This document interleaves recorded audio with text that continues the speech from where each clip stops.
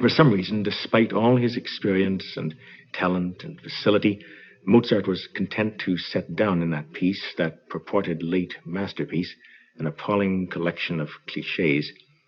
Let's try to find out why. It's very difficult to define that word cliche and not get trapped by it. But I guess one definition would be a phrase or an idea which, through repeated use, has lost its point of view. So yeah, Gould raises this issue about cliche, and he's right. It's an essential word, particularly with an artist like Mozart. But it's also essential when you're looking at, imagine we were doing a discussion about the Beatles, who I do want to look at some point.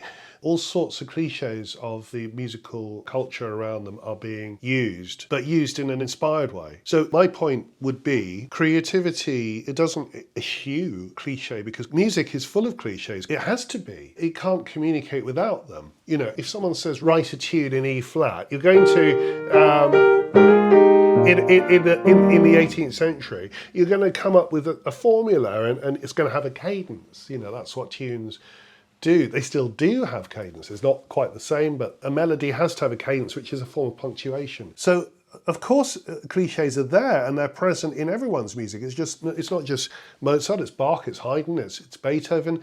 The cliches are the material of music. You know, as soon as Beethoven writes the Moonlight Sonata, which we've talked about a lot recently, he's got a second inversion triad. I mean, what could be more cliched to take a second inversion triad and just repeat it as an arpeggiated figure? But actually, the way he does it, the sonority of the instrument and the tempo and the journey that he takes that material on creates a masterpiece.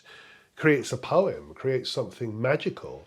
The character of music is that something magical happens.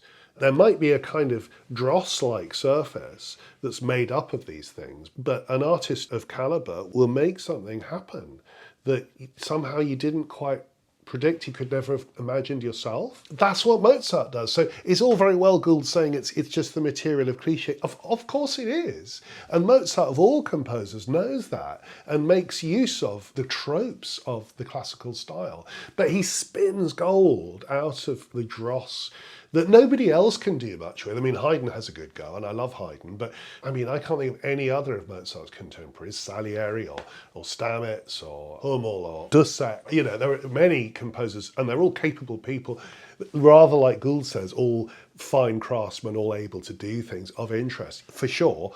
But Mozart does spin some gold out of the aspects of style that nobody else can really get to. Expressive gold, or a kind of thing that takes you, transports you when you listen to it.